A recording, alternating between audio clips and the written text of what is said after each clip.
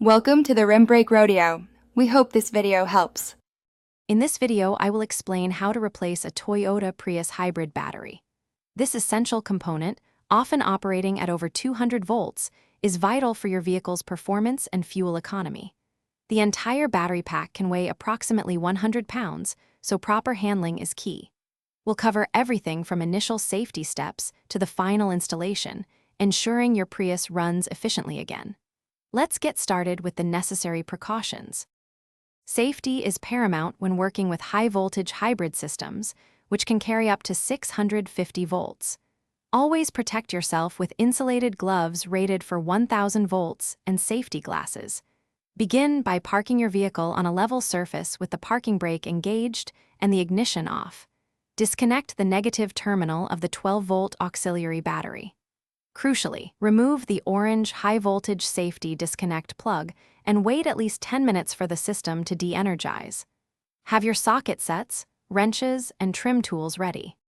Now, let's proceed with removing the old battery. First, you'll need to access the battery compartment by removing the rear floorboard, any storage compartments, and the rear seats. Next, carefully disconnect all the electrical wiring harnesses and the cooling ducts connected to the battery pack. These are often secured with clips and small bolts. Once all connections are free, unbolt the entire hybrid battery pack from the vehicle's frame. Remember, the battery is quite heavy, weighing around 100 pounds, so use proper lifting techniques or get assistance to safely remove it.